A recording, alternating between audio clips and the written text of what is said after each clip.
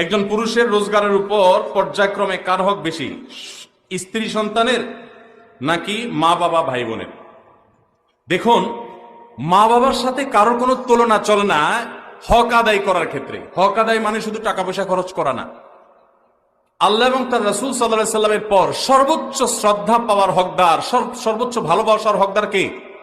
মা এবং বাবা।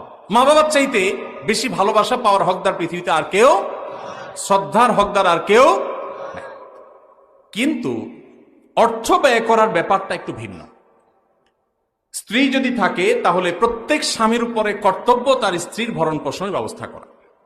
মা বাবার যদি টাকা পয়সার অভাব না থাকে, নিজেদের যা চেষ্টা দিয়ে তারা যদি চলতে পারেন, তাহলে শরীয়ত সন্তানের উপরে সন্তানের বাবা মার ভরণ পোষণ দেওয়াটাকে ফরজ করেনি। কথা কি বুঝতে পারছেন? কিন্তু মা বাবার প্রতি শ্রদ্ধা দেখানো, তাদের জন্য অর্থকড়ি নফল হিসাবেও খরচ করা, এটা আমৃত্যু, এমনকি মৃত্যুর পরেও করতে হবে, আজীবন করতে হবে, মৃত্যুর পরেও করতে হবে।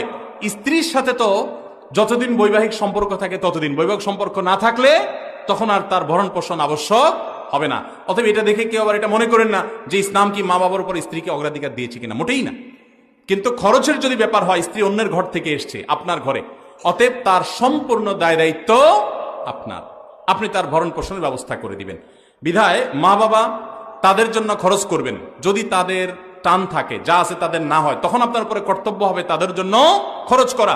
আপনি 10,000 টাকা ইনকাম করেছেন, মা বাবার কোনো ইনকাম সোর্স নাই, আপনি না দিলে তারা আর খেতে পাবে না, অন্য কোনো সন্তান নাই বা তারা দেয় না, তখন আপনি স্ত্রীর জন্য যদি 5,000 খরচ করেন, মা বাবার জন্য আপনাকে 5,000 খরচ করতে, 5,000ই খরচ করতে এমন কোনো কথা নেই, তাদের ভরণ পোষণের ব্যবস্থা করতে হবে। কথা কি বুঝতে পারছেন? তাহলে তাদের না থাকলে তখন আবশ্যক হবে, আর স্ত্রীর থাকুক আর না থাকুক, সর্বাবস্থায় স্ত্রীর ভরণ পোষণ স্বামীর উপরে কর্তব্য।